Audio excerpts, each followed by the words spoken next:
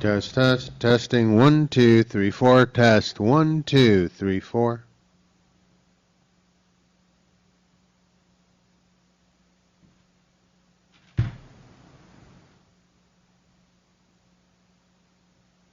Test 1 2 3 4.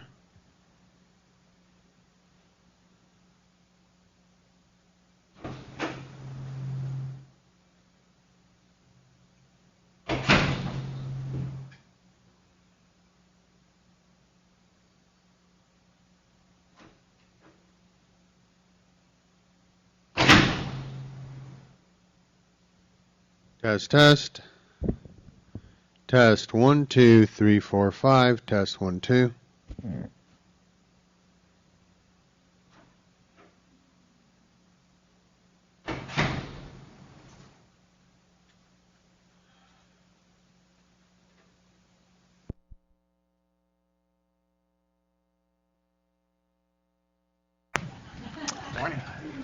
We have a quorum. Welcome to the first committee meeting in this room, 401. And so it is really nice as we continue to get back to normal, if there is such a thing. It's Tuesday, April 18th, 2023. I'm Councilmember Tim McCosker. I'm joined by my colleague and friend Hugo Soto Martinez. Delighted to welcome you to this first meeting, live or in person, of the Personnel Audits and Hiring Committee. Thank you to everyone who made it here for this early morning meeting. We have a very full agenda, so let's start with a roll call. Adam? Very good. Councilmember McOsker? Here. Councilmember Price? And Councilmember Soto Martinez? Here. Very good. Two Hey. present. Thank you very much. So we have 9 items on the agenda. I'm going to recommend that we take items 2, 4, 5, and 6 on consent. And then that would mean that we'll hear presentations, mostly presentations today, but important, on items 1, 3, 7, and 8. And then I just want to make brief comments on item 9 before the vote. So I think with that, I think we'd be ready for any public comment. Could you read into the record the guidelines for public comment and then call public comment, if any? Public comment is 1 minute per item for a maximum of 2 minutes, plus an additional minute for general public comment. And that's it? That's pretty much it. Seems that our speaker kiosk is not functional at the moment, so there are actual cards that you can fill out with your name and details and give it to one of the sergeant at arms, and they'll take it from there. So if anyone has any public comment, again, throwback, paper, pens, we're going old school here. So I'll call for any public comment now. Hearing none, we'll move to the consent agenda. Can you call the roll? Very good. For items 2, 4, 5, and 6, Councilmember McOsker? Aye. Councilmember Soto Martinez? Yes. Councilmember Price? Thank you. That passes. So then we'll move to the agenda. We have item number 1. Could you read it into the record, Mr. Clerk? Yes. Board of Water and Power Commissioners report resolutions relative to the establishment of the duties descriptive record and salary for line maintenance assistant, line maintenance assistant journey level, and that is for both those, for that class series. Great. Thank you very much. I think DWP and the CIO are here. Are you available for a comment? Can you come to the table and make a brief report?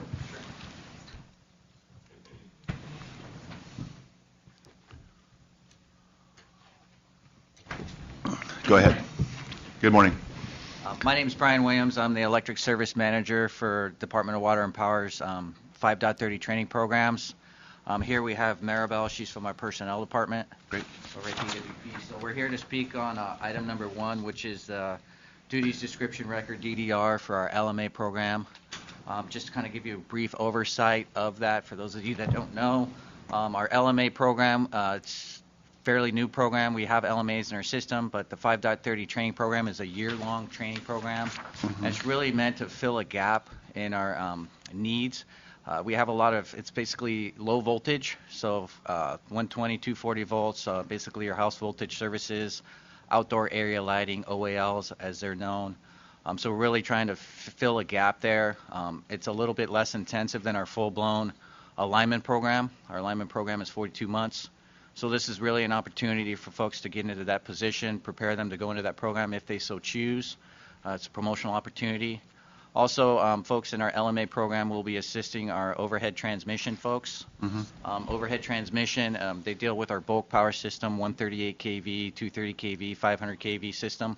And so right now, that program is completely staffed by our journeyman line patrol mechanics. So this is an opportunity for folks to get that experience, be on the hands on the ground to assist those folks in repairing those tower lines, which are obviously, as you well know, right, desperately in need as we kind of move forward with our strategic goals and initiatives with LA 100 and building out our infrastructure. So this program is going to be a benefit to helping staff that gap that we have in DWP, while also providing training opportunities and promotional opportunity to folks, rather than just having them sit there as a helper and then going through our program. So I'll be happy to answer any other questions you have related to the line maintenance assistant program, or if anybody else have anything they'd like to add.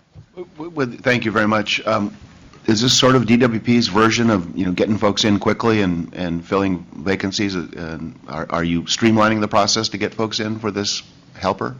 So basically, this isn't helper. Helper is our Trainee, entry-level I mean. position. Yeah, so helper is our ECH program, and yes, we're definitely looking at every opportunity we can to try to streamline that. As you well know, right, hiring is a big thing, so we want to try to backfill a lot of these vacancies that we have. Basically, the line maintenance assistant program, or LMA, is really just to fill a gap. We have folks that have gone through our program, made it all the way to third step through our traditional 42-month program and Yeah. failed out for various reasons. Don't like working with high voltage, 4,800 volts or 34.5, and so we're really looking at how do we capture those folks and get them into a program that is a good fit, they're perfectly capable of working low voltage, but they just don't like working high voltage for whatever reason. So this is a good fit for folks like that, so we can recoup some opportunities there rather than just seeing them, go back to helper and then looking for other opportunities. So this is really a benefit to having folks that have gone through a program find a home that's a good fit, while at the same token giving folks an opportunity to go through this training program in the LMA and really giving them even more skills and more opportunities to be successful in our traditional 42-month lineman program.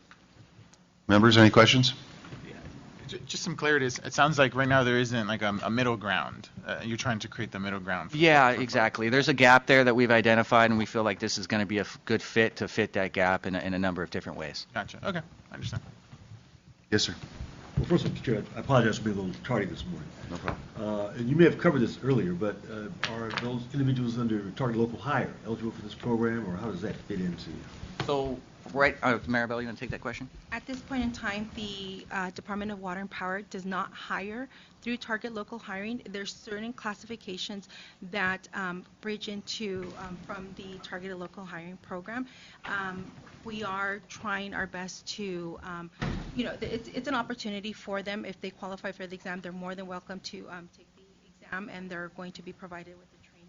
But unfortunately, the Department of Water and Power really doesn't use target local hiring. There's certain classifications, like I said, that are only hired through that particular program. Well, I just going to try to find ways to expand it if possible. I think we want to try to. We're always looking for that. Appreciate the effort. That's a great question. What is the impediment? Is it just a policy choice that the department doesn't use TLH? Well, you know what, I would not be able to know the specifics of it. It's just one of those things. Somebody in this room probably knows the specifics of it. Well, we are working on, creating a program that, that tailors more towards the utility side of it. Yeah. We do hire once the folks have gone through the target local hiring and they're actually in a Yeah. regular civil service position. We do have transfer opportunities for them to come to our department via that pathway. Well, I want to make sure we that we do move forward with the line maintenance assistant classification, but I would like for my staff to bring back a discussion or the question of DWP and TLH. Any other questions, members? I move that we approve the Board of DWP Commissioners' recommendations to adopt the resolutions regarding this item. Can you call a roll? Oh, yes, Councilmember McCosker, Yes. Councilmember Price, Aye. And Councilmember Soto Martinez. Very good, that item is approved. Thank you very much, appreciate it. Thank you. Thank you very much for your time. Sure. Item number 3, Mr. Clerk, can you call that into the Item record? 3, Information Technology Agency report relative to the status of phases 1 and 2 of the Human Resources Payroll Project. Thank you very much. I think we have staff from ITA. And we have Mr. Cole here. Good to see you. Go right ahead. Excellent. Good morning, honorable council members. Mr. Chair, it's absolutely a pleasure to be here in person in this committee Yeah. discussing this important project. My name is Ted Ross, General Manager of the Information Technology Agency. I'm joined by Rick Hole, Chief Deputy Controller in the Controller's Office. I'm also joined by multiple members in the audience here. Key leadership from our supporting vendors, Workday, Gartner Quality Assurance, and KPMG, as well as the Personnel Department, City Administrative Officer, and others. The Human Resources and Payroll Project is working to replace the city's aging Pacer payroll system using Workday. Pacer is 22 years old. Pacer lacks the functionality needed by the city. Pacer is very difficult to support, and it's prone to cybersecurity issues. The project seeks to implement a sustainable long-term payroll solution, improve the city's ability to recruit, hire, develop, and compensate employees, as well as to maximize opportunities to improve HR processes while minimizing disruption. If you like, I could provide a summary on the Phase 1 go live and some of the items that were requested in the report. Sure, go right ahead. Excellent. There's a lot of details in the report, as you'll see. It's lengthy. It goes all the way back to the beginning of time when it comes to implementing and replacing the payroll solution. HRP Phase 1, which was the human capital management, the HR portion, a decision was made to split it, to go live with HR first and then to go live with payroll. Phase 1 went live on May 22nd. 2022. Following go live, the HRP team provided post-production support, also known as hypercare. The Phase 1 implementation, we would say, is generally successful. In the first 20 days, users submitted 820 tickets for assistance. Most of it was password resets, as well as organizational structure changes. This is far lower than Workday projections for projects the size of the city of Los Angeles. The first payroll run between HRP and Pacer, and once again, this is back in that May timeframe, ran on time. It was balanced. Of the 41,289 employees, there were 81 known employees impacted by transactions not completing on time. Certainly, if you're one of those 81, that's an issue. When it comes to a project of this scope, that is, again, compared to other payroll projects or other system projects, that's a very good number. All except one 120-day appointment, who was a retiree who returned for a limited project, received a paycheck. But the phase approach has had challenges for system users as well. The project resources are currently split between supporting the Phase 1, which is live, and the Phase 2, which is anticipated to go live for payroll in December of this year. Second, the teams have had to support and maintain two systems right now, Workday and Pacer, which was never our intention. We always wanted to replace Pacer fully with Workday. Third, the new system enforces controls that weren't previously required. So, for example, a good one, I don't want to get too technical, but it's real-time position control. It requires departments to actively manage their positions. In other words, when you hire somebody, you have to have a vacant position to hire someone into. This is not something that was required before in Pacer. So we're working very closely with departments who maybe have issues around their supervisory organizations. Fourth, Workday and Pacer are fundamentally different for when entries can be posted. Regardless of how often we explained it in training or we explained it in user groups and town halls, Pacer allows people to backdate a transaction. Workday allows you to future date a transaction but not backdate it. So they operate completely different in that approach. Although the HRP project team once again reiterated this, some departments continue to have this habit. Most departments have made the adjustments to the new system. For what it's worth, and it's referenced in the report, we've had 4,888 employees hired in the new system since we went live. However, these last two issues regarding supervisory organizations and backdated transactions has significantly impacted LAFD. I think this was mentioned in a previous committee. Prior to Workday, LAFD did not maintain position control in Pacer. And had a regular practice of moving sworn employees into what they termed phantom positions.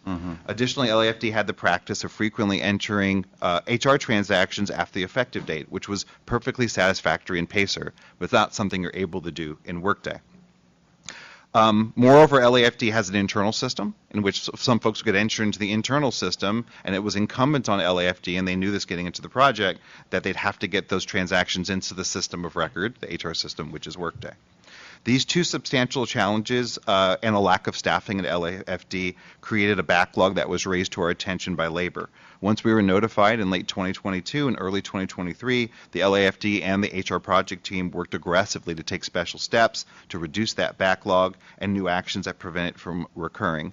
As a part of that conversation, we reached out to various other departments who, to be frank, have not been having that issue. And so just putting out their full disclosure. If you'd like, I could switch and talk about lessons learned from Project One, or I could answer questions Would you on like that to topic. ask questions on this issue, or I'd rather wait. let's wait and go to lessons learned? It's a voluminous report, and so I apologize No, that's for, right. for a fairly lengthy summary.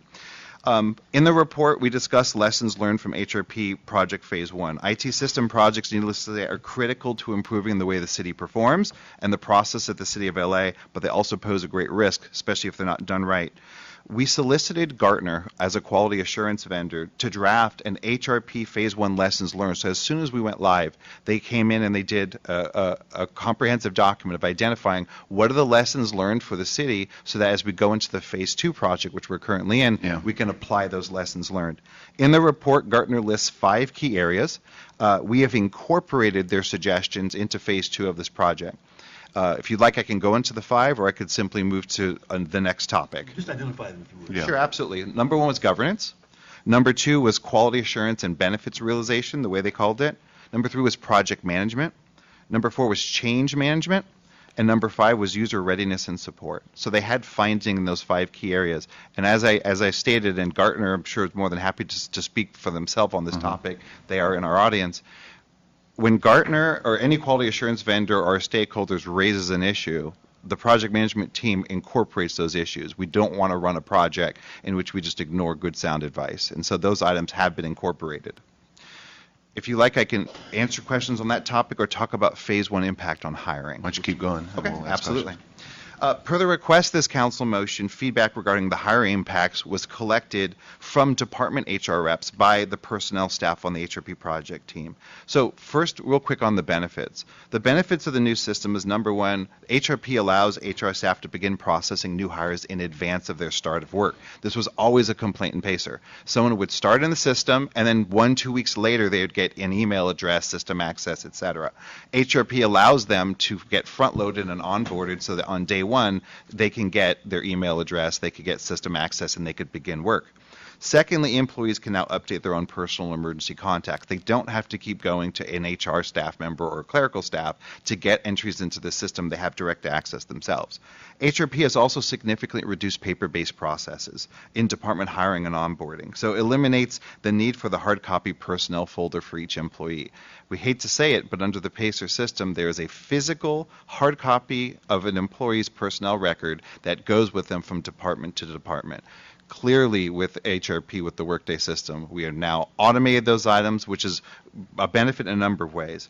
But there's also been challenges in Phase 1 when it comes to hiring in 2 key areas that I referenced before. First, there's confusion regarding system access and responsibilities. So before in Pacer, a lot of items were delegated to HR and to clerical staff. In the Workday system, if you're a supervisor, you're expected to be a user of that system. So when someone's hired, you'll get a tickler in an email that wants you to go into Workday and approve something or verify something or validate something because you're the person who's the most intimately aware of it. This is an item that sometimes departments can run into challenges with. Second, departments experience challenges, as I mentioned before, on organizational structures. In Pacer, it really didn't matter what an org structure looked like as long as things were processed. In Workday, it's extremely important to have a correct work structure. If I go into a position, it's important that my supervisor get that notification. If it goes to a different supervisor because the org structure is incorrect, it creates confusion, and that supervisor may not delegate it to the right supervisor. So it has become very important for departments to set up and maintain accurate organizational structures. It provides tremendous benefit for the way we operate and run as a city, but it is an element of discipline that is incumbent on us as a city to be able to help and maintain. Yes, those were the 2 key challenges when it came to HRP Phase 1. I'll go ahead and cover the status of Phase 2, and then we can continue forward. Needless to say, we're working very hard on the Phase 2 payroll go live. So we're live on the human resources and capital management side. We're juggling 2 systems to keep payroll running because we're doing it out of Workday as well as Pacer. Every month, hundreds of project tasks and activities get done. There's literally an army of people working on this system, working very aggressively and working towards the future of it.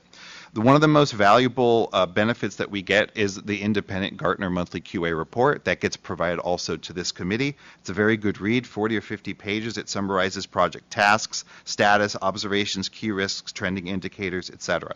At a high level, and there's the details in the report of where we are. We're in end-to-end testing. We're going to move through that to parallel testing. We're going to move to that to training, cutover, etc. At a high level, Gartner measures this project as yellow, which means managed risk. They have 21 measured categories. The 3 lowest category scores are in the area of schedule, resources, development, and configuration. To summarize, on the schedule side, the project has little room for delays. Little room for delays. We do not have a lot of extra cushion out there, which means we need to complete our tasks from here until go live in a very efficient, organized, and effective manner. The schedule risk also means that as project tasks come in, we need to adhere to timelines, we need to dot our I's, cross our T's, make sure the right people are involved with the right decisions, et cetera, and so forth. The resources aspect of it, for resources, the team includes 58 assigned sponsor department employees on the city side, 47 contractors, and of course non-dedicated staff. We just recently came out of end-to-end testing phase 1. We had 250 department testers participating in testing of the system.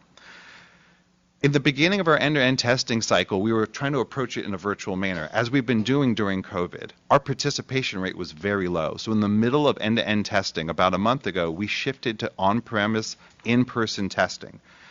We have seen a 50% increase in performance simply making that shift. There's a lot of reasons and details behind it, but the reality is systems like this are best tested when people can come in the room, hands on a keyboard, they have a question, raise their hand. If something's wrong with their role, they can get the right security access. If some data's missing, they could approach that way, etc. It's great for the department because they engage and they interact, and it's great for the project because we get the chance to validate the 1,000+ requirements that we do through these testing cycles. As noted by Gartner in the report, Workday is providing additional resources to support CEO's compensation work stream, which is understaffed. The Controller's Office is requiring additional resources from Accenture to support testing activities.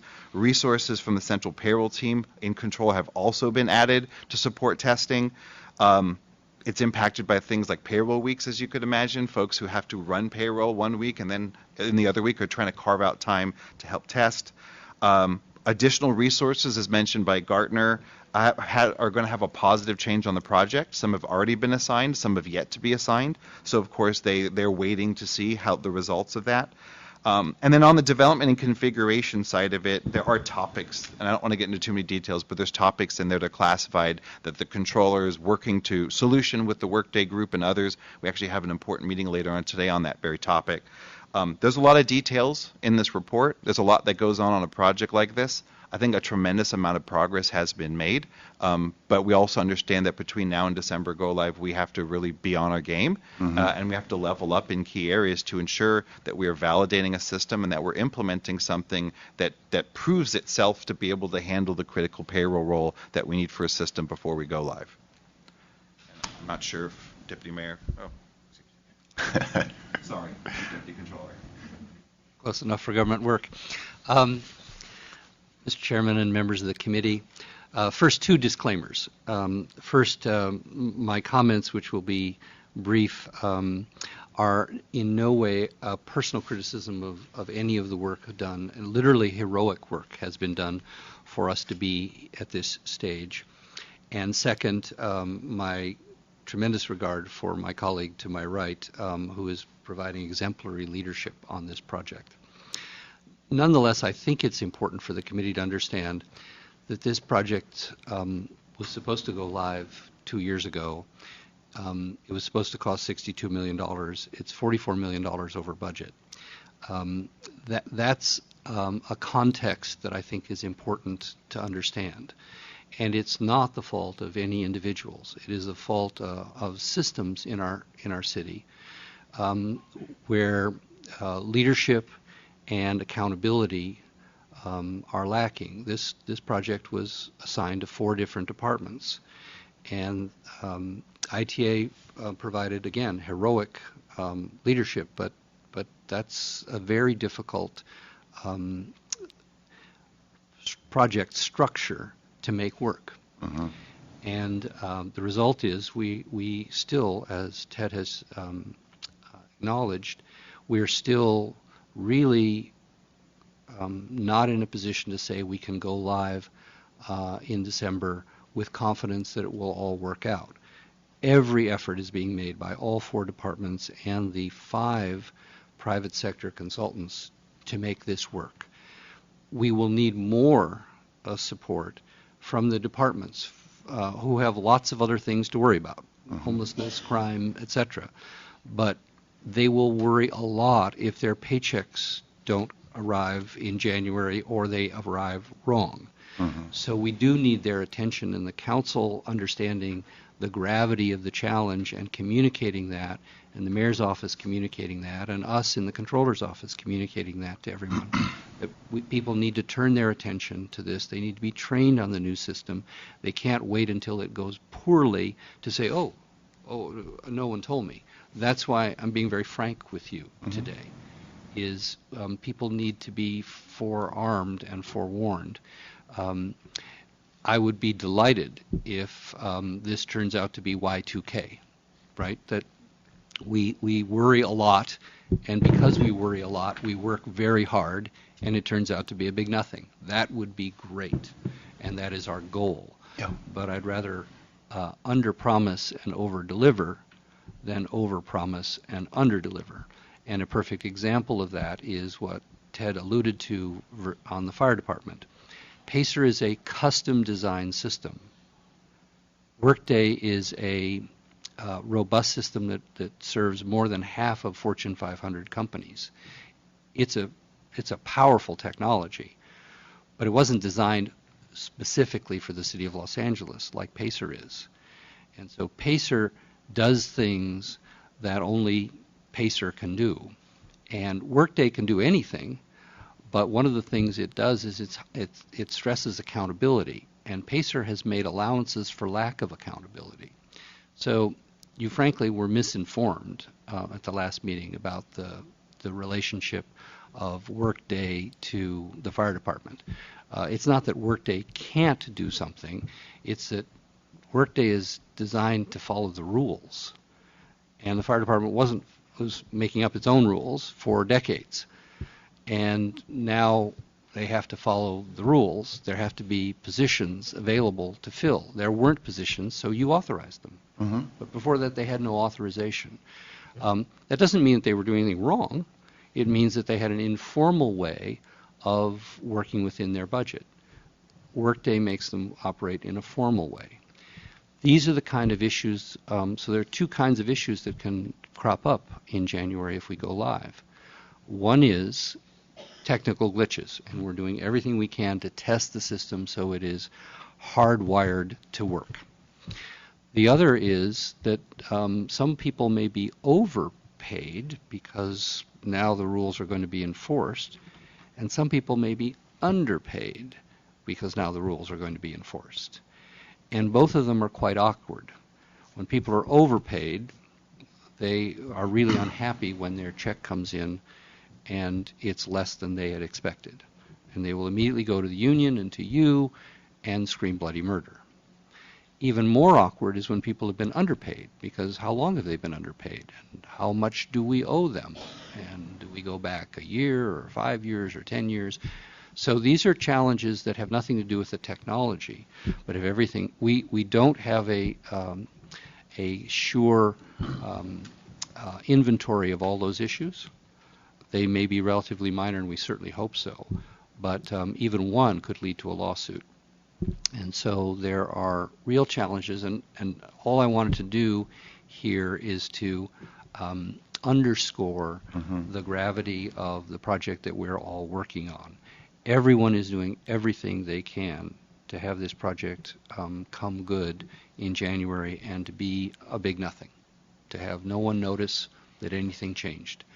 But given how the history of this project, none of us can say with confidence that we are there yet. And so we will need the understanding and the support of the council and the department heads to make sure that this is a success. Thank you. Really, really well said. But for clarity, are you suggesting that we collectively are doing the right things right now, and we have to keep our, nose to the grindstone, keep our eye on the ball, or are you suggesting there are things in training, in preparation, in discipline that we need to implement now to be ready by December? Not to be cute, Mr. Chairman, but both. I mean, I think we are doing everything we can. The question is really uptake by the departments. I think the mayor's, at least in terms of our budget, the mayor's been very supportive. And so the budget that will be delivered to the council ensures that the resources are there to do this right. The question is, is anyone paying attention, right? So you have training. Do people show up? Are they engaged? Do they go back? Do they work hard on these things? If they do, we'll be in good shape. If they, because of 17 other distractions, don't pay much attention to this until January, then all of this good effort will still run into problems. Thank you. Does that make sense? It does make sense, yeah. If I may, Ted Ross with ITA, I think the key comes down to checkpoints and milestones. To Rick's point, a good example is end-to-end training. Halfway through phase 1 of end-to-end training, we identified we weren't going to make it, so we changed our strategy. And it was only by closely observing every single day of activity and then making a pivot did we follow up on that. So I think to the strategic point, Rick's concerns or we either build confidence or lose confidence on any given milestone when we assess where we're at. So testing is a great example. We're every day assessing, are we getting the right people to really test this system? I hate to bring in 250 of the wrong people because I'm really not accomplishing what I want to accomplish. Who participated? How well did they participate? And did we get through our test scripts? That right there at the end of that milestone tells us whether we were successful or not in that area. Training is another great example. We're right now in the process of building our training materials. But to Rick's point, how are departments participating? Are they attending? Where do we stand? These are all metrics and items that are in some of these recommendations that we are incorporating. So maybe as a suggestion to this body is we could provide additional information as really where the key milestones are, because like Rick, we work extremely hard to make this successful, but we know that hard work alone doesn't do it. We need to look at the numbers. We need to see, how are we training well? Are we testing well? Are we getting our conversion done well? And so we have milestones. In the project, we call it go, no go decisions, where we get to a certain point and say, did we do that well enough? Can we now proceed? So I have a lot of confidence personally in a December 2023 go live based on the nature of the work. But that it's not a glide path. It's not like we're just on autopilot and then we're just going to end up landing. We have to handle every checkpoint well. We have to assess every checkpoint, and we will be honest with this body and with others if we have failed in a checkpoint. Because the last thing we're going to do, and insert name here on payroll systems or major system projects that has failed, we are not going to go live with a system that does not work. We have seen it with Department of Water and Power. We have seen it with LA Unified School District. The City of Los Angeles is not going to do that. So our key is that we've got a timeline between now and go live. We have our work cut out for us. And I think from our perspective, every checkpoint has measurements that could be provided and published to assess the success or the failure as to where we are in those checkpoints. And I think that's how we're managing the project now. Members, questions? Yes, sir. First of all, I appreciate the presentation from both Mr. Ross, Mr. Cole. Appreciate your commitment and your intensity to this. You referenced, though, Mr. Cole, that we were millions of dollars over budget and years behind schedule. Principally because of why? City employees have not been cooperating, not been following through, or the system that we put together has been flawed. What's the cause of the? Well, first of all, for context, Councilmember, I've never seen an IT project, and I'm a veteran of many of them, that arrived on time, didn't cost more than originally anticipated, and deliver less than originally. This is an outlier in terms of, I think it's a much bigger changeover than most cities and most operations. To your question, That's outlined to some degree in the report in some detail, but I think the three most important points was, one, not having a clear project management captain, if you will. ITA sort of stepped into that role because it didn't exist, and I think they deserve credit for trying. But I think they were not ceded that role by everybody, and therefore it wasn't until KPMG was brought on board last year that there was a clear captain to say, okay, we've got 4 different departments, they're saying 4 different things, here's where we're going to go. So that's one, is I think the project had a flawed structure to begin with. The second is, I think this project, unfortunately, was ill-conceived at the beginning to be a replacement of PACER versus the implementation of a modern payroll system, payroll system and HR system, right? Those are two different things. One is to digitize inefficiency, and the other is to enter the modern 21st century. And I think the City of Los Angeles was so used to PACER that the idea was, what can we do to bring in something that will exactly mimic what PACER does, but without all of the problems of a custom system maintained by a person who, is sort of mission critical. And so I think had we started and taken a look at our business practices, for example, council member, we have, I'm told, 1,600 pay grades. Mm-hmm. Pay codes. That's a grotesque absurdity, right? We have 1,600 different ways of paying people in the city of Los Angeles, and trying to program even a modern, robust system to take into account shift differentials, bilingual pay, advanced education, longevity, on and on and on, and try to get all that to the penny, versus trying to clean up some of that stuff at the outset. And that's a great opportunity that I think we missed. The third reason I think it took so long is I'm not sure that there has been, how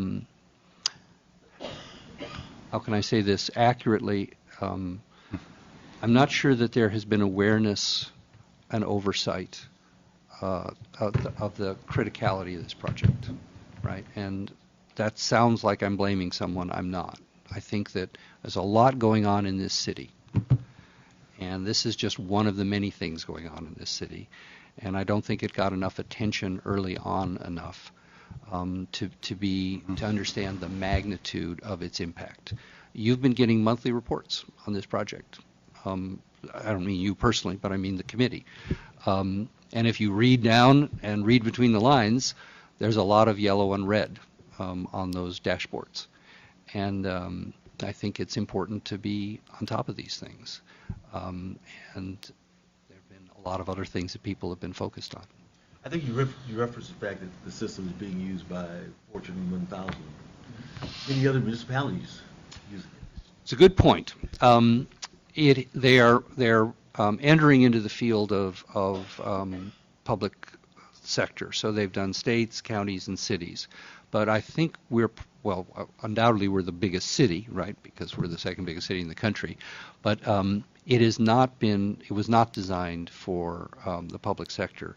But again, the public sector has some unusual approaches to pay and benefits that's much more complicated than the typical private sector company. So they've had some successes, and they've also had some pretty spectacular fails, and the failure is not with the technology. The failure is to marry one way of handling payroll with the sort of state of the art. And if you try to mix those two, it can be challenging. There have been lawsuits, I think, in Oregon and Baltimore. But Workday is not the problem. I think the problem is understanding that a modern payroll system needs to have a modern payroll structure. And we don't have a modern payroll structure. Our civil service system is embedded in our charter. It's 100 years old. Mm-hmm. If I may add one point, it's hard to underestimate the power of COVID in that conversation. This project was years in the making. We have a contract and we officially started a project March 2020. Well, that happens to be the same month as the stay-at-home order. And so in the beginning of the project, many things people pivoted to do digitally, and they were effective at it. But certain aspects like system testing, et cetera, they just do not work remotely. And so the project started to run into serious issues with that. Secondly, we had things like the separation incentive program. We lost HR professionals who retired during that time frame. We were on our heels. The personnel department was working through disaster service workers and COVID vaccinations and a whole series of issues while trying to build it. So we had a year and a half, 2 years of full-time effort reacting to a once-in-a-generation type of pandemic that it really just seriously affects the ability to try to implement a large, complicated project.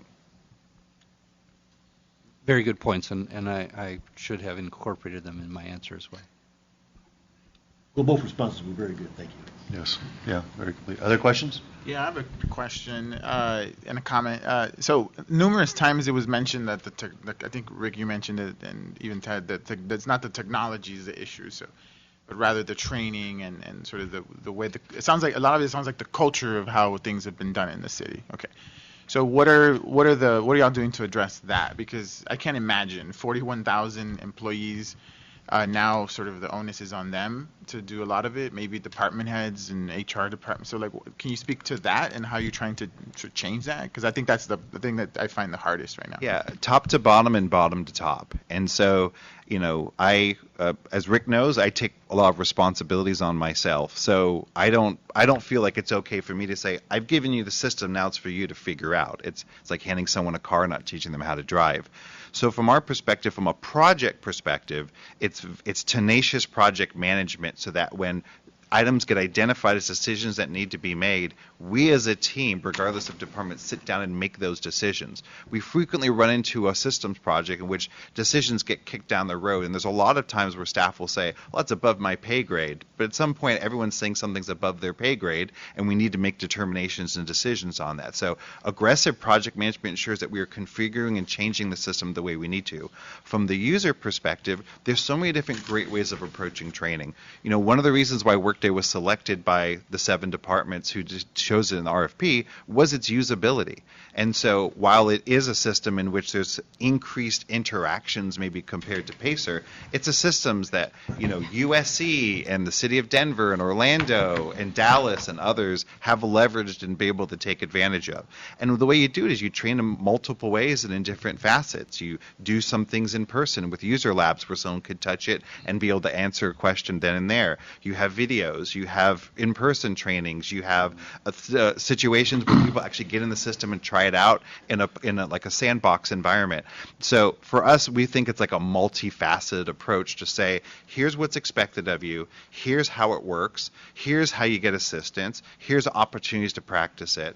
And I think one of the benefits of it, as we saw during COVID forced many of us to do things that we weren't familiar with doing and to get good at it. And I think what we saw is that if we give people the training, if we give them the lifeline, if we give them the assistance, and then we help people who are maybe struggling, along the edges of it, then we can get people to make that migration, as I think we've seen even during the COVID pandemic. So there's no one-size-fits-all answer.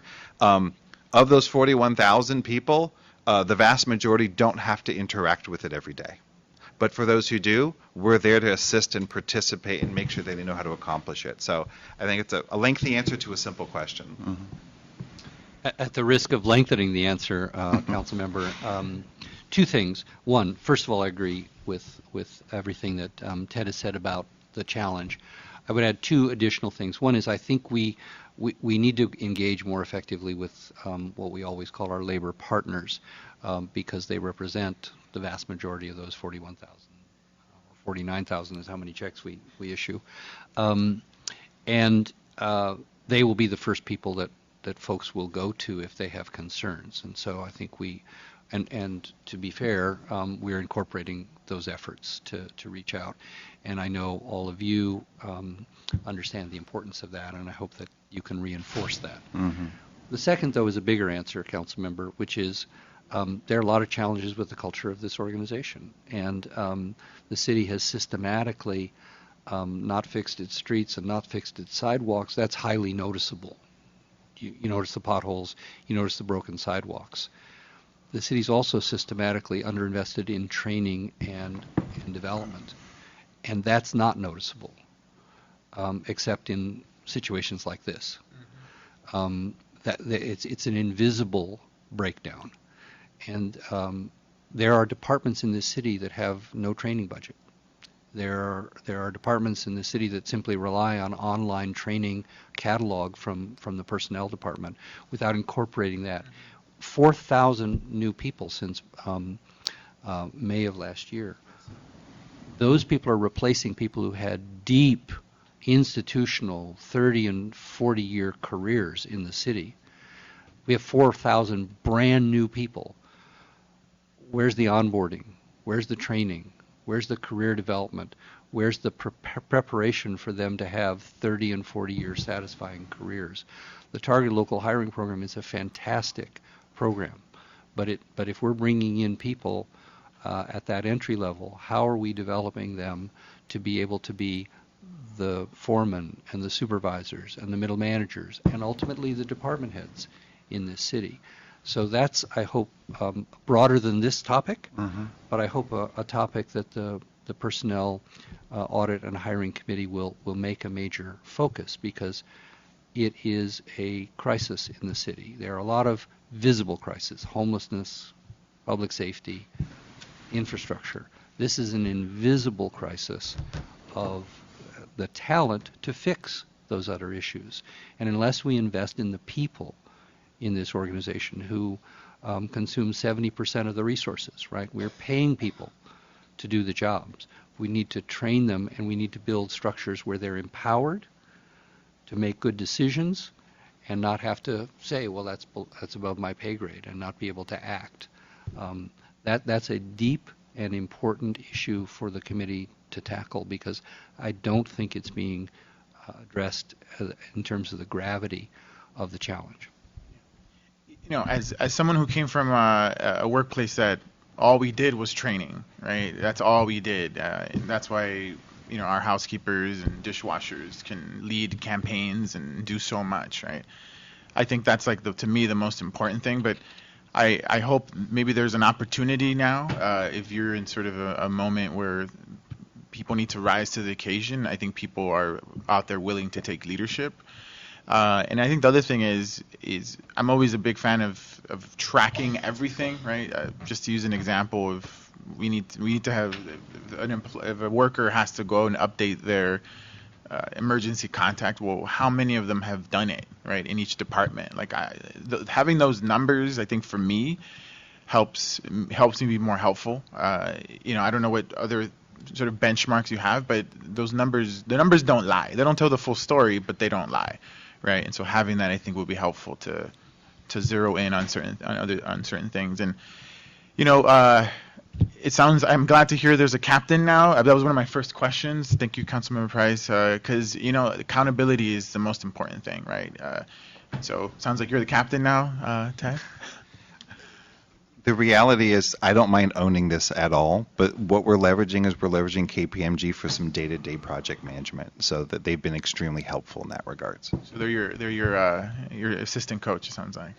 It is truly an army, but armies need generals, and they need colonels, and they need captains, and so there's a lot of leadership being provided at a lot of levels. But you know, I think, you know, you see us here sitting before you, understanding. Most executives don't understand this level of depth. We're in meetings every week, multiple meetings per week on this topic, because of the gravity and the importance of this project. Well, I'm glad to. And I want to acknowledge in the audience is James Robinson, our division head for accounting operations, who's providing on the ground leadership on this.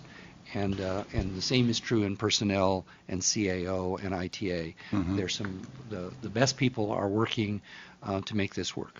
Great, thank you. So I'm sure we're going to have more discussions like this, but for now, in the interest of time, I think I will see if we're ready to receive and file this report. And unless there's other questions, I don't mean to cut it off. Without objection, we'll receive and file. Thank you very much. Really appreciate it. It does occur to me at this moment, I'm going to pull out my best Tom LaBonge and say that talking about payment systems, this just recently, Tony Miera Sr., who is a giant in the city of Los Angeles history, who served several controllers as a chief deputy city controller, was a man responsible for the payroll for years and years and years. And he was a great example of someone who was with the city for 40, 45 years and single-handedly kept the payroll system together up until the early 2000s. And so God rest his soul. We're moving into the future. Next, I think we have to do reconsider item number 1, because I think I called for an approval of that, but we actually need to reconsider and make a motion to receive and file that report, right? So if there's no objections, we'll reconsider item number 1, and we need to receive and file the 12/19/2022 report and approve the 12/24/2023 report as amended. Is there a second for that motion? I'll second. Motion made and seconded without objection. That'll be the order. Let's take item number 7 and 8 together. I think that makes sense. Could you read both of those into the record? Sure. Items 7 and 8, Personnel Department reports in response to a motion concurring Cedillo, Harris Dawson, relative to impediments that delay the hiring individuals through targeted local hiring program. And item 8, Personnel Department report relative to the implementation benchmarks and hiring goals of the targeted local hiring program. Great. Thank you very much. We're joined here by a CIO and personnel, and could you, if you don't mind, could you give a quick overview of both 7 and 8? Yeah, sure. So good afternoon, council members. My name is Alexis Nakamura with the Personnel Department. The Personnel Department was instructed to report back on actions taken to address the delays that occur in the hiring of the TLH employees. Candidates can currently obtain interview and resume training from the workforce centers and the community-based organizations that we partner with. And the Personnel Department is currently working on additional interview preparation resources to further support our TLH candidates. To mitigate the effects of low response rates to referrals, the Personnel Department has taken several steps, including providing supplemental names to city departments as needed, providing large referral lists upon request that city departments can use to fill current and future vacancies instead of smaller multiple lists to fill vacancies as they come up. Gathering feedback from candidates who fail to report to referrals, piloting recorded interviews, and allowing city departments to eliminate interviews, and participating in hiring events that offer on-site interviews and conditional job offers. And I'm available to answer any questions regarding our report back. Thank you very much. I'll actually turn to my members first. Questions? Yeah, how do we know we're hiring the right applicants without face-to-face contact? How important is that in the process? So we've been encouraging the elimination of interviews mostly for the vocational worker hiring. Not all departments are engaging in that. They are still continuing with interviews. It was just one suggestion to try to speed up the process, knowing that we have them, they're exempt for pretty much that first year, and so there's time to assess them as they're working and make adjustments. No, I think it's a good idea. I think it's an important way to supplement what we're doing. Also, what's our policy on making offers on site during a recruitment process or a drive? What's our philosophy? What's our theory? What kinds of positions can we bring people on immediately? That's something more new. That's not typical, but we did start doing it. I think the first time we saw it was with the recent Public Works job fair. So they did the interview, they get a conditional job, and it's just a conditional job offer. So at that point, they still have to go through backgrounds and medical, and they still have to clear. Any early reports on how successful it's been? That was pretty recent, so I'm not sure if any of them have even started yet. You might have a comment here. Sorry. That's Cynthia okay. Flethez is going to chime in. Good morning, council members. My name is Cynthia like this with the personnel department. Mhm. As Alexis mentioned, the first time we piloted on-site interviews as well as same-day conditional job offers was at the March 2023 Public Works Job Fair. At that event, 86 individuals were scheduled for on-site interviews, which resulted in approximately 36 conditional job offers to candidates that attended the event. And when is the next effort like that going to occur? Is it scheduled yet, or what's the plan? We are working with the Board of Public Works to support them at an upcoming event approximately in June 2023, so in just a few months. We also partner with various city departments to attend any hiring events or efforts that they may wish us to attend and provide the same type of support. And I just encourage you to reach out to community-based organizations in that process. They can also help bring folks Yes, absolutely. that are ready, willing, and able to work. Just need opportunities. Congrats on that effort, though. I think I will echo my colleagues', obvious approval of such a process. Let's keep pursuing the opportunity to make these conditional offers. I mean, I think it's a great opportunity for us to bring somebody in and get to know them while they're in the TLH program. Can you just reflect on a question that came up tangentially earlier about DWP, but I'll add airport and harbor. Are they participating in TLH? Harbor and airports is actually one of our largest user departments. So we do see that LAWA uses a targeted local hire program quite often. As it relates to the Department of Water and Power, we are happy to resume conversations with them and see how they might be able to benefit from using the targeted local hire program. Did you say Port too, though? Yes. And Port as well is participating? Yes, Port does participate. Great, thank you. Questions? Yeah, just a few questions. At the last fair, you said 86 people showed up? Is that the public works fair? 86 individuals participated in on-site interviews. That does not include individuals that attended to simply gain an understanding of the program or who signed up for future orientations at the WorkSource centers. How many people showed up? Más o menos, We'd have to report back on the total number.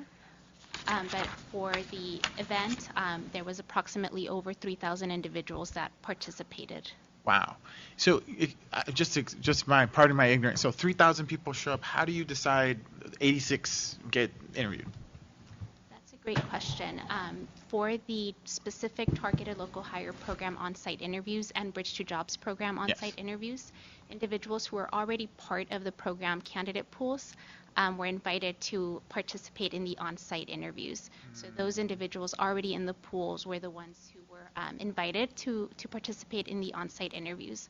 All other individuals received information about the program. Some heard about the program for the first time and were able to sign up for an orientation at their local WorkSource center. Gotcha. And so I'm familiar with this piece that the WorkSource centers have like these. How big is that pool right now? And did we do outreach for them? Because I think it would have been we have, I don't know, 5,000 people in that pool. It's just some sort of directed outreach. There's phone call, letter, and be like, hey, come get interviewed right now on the spot. Was there anything like that happen? Yeah, we used emails and text messages to inform candidates who were selected about their on-site interview. Okay. All right. Thank you. Thank you so much. Quick question on current part-time employees. If a current part-time employee is on our books and working seasonally, intermittently, but also qualifies for TLH, can they come in through TLH for full-time employment? Yes, current part-time or exempt city employees are able to participate in the TLH program. They may obtain a referral form which certifies that they are job ready directly from their employing department, which allows them to skip the job readiness assessment, which is normally conducted for non-city employees by one of our partner community-based organizations. From there, they enter the candidate pool, and at that point, they have the same opportunity as any other candidate in the pool to be randomly selected for referral to a city department. So would a department like Rec and Parks, for example, as a matter of course, look at its, just as an example, look at its, X number of part-time employees And would they automatically certify folks for TLH, or does that candidate have to come to their supervisor, know about the opportunity, come to their supervisor and say, can you certify me? This may vary from department to department, but generally, employees have to express interest in the program in order to obtain that referral form. Okay. Thank you. Other questions, members? Other comments on we're reporting both on 7 and 8. Hearing none, then I will recommend that we receive and file the reports on item number 7 and item number 8 together. Very good. Councilmember McOsker? Yes? Councilmember Price? Aye. And Councilmember Soto Martinez. Yes.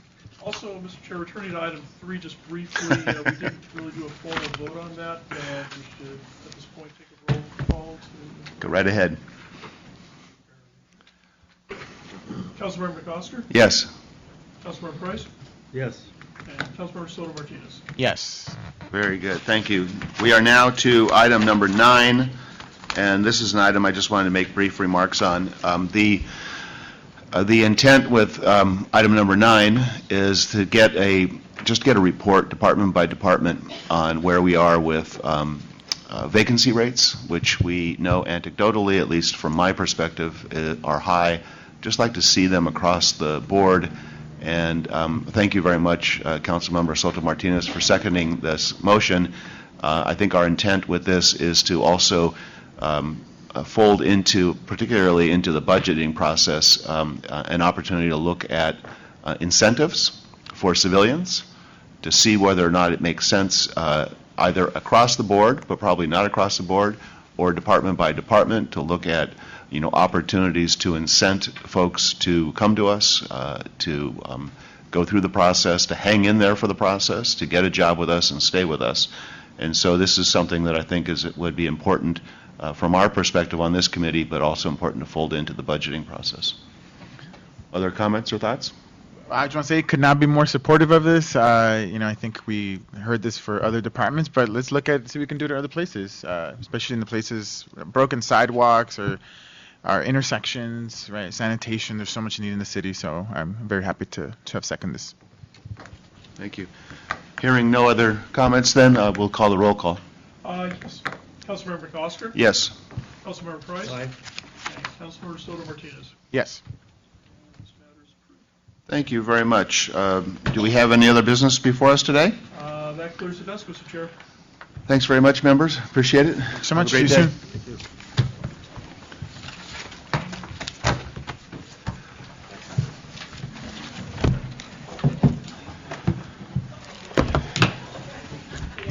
I thought the mayor made a great speech yesterday. Oh, absolutely, yeah. She's really, Knocked it out of the park. set a tone. So now, get these dollars flowing, where they gotta go. That's really key now. Yeah. She's really impresses me as a politician and a reader of human nature. She's really good. I've been involved in 2 meetings now where people went hard against her. 2 labor unions. One's obvious, PPL. The other one's the union, the ILW. So gracious, so smart, so appropriate in each one of them. I mean, no bullshit, no pretensions, real words. And she's good. She's tough, yeah.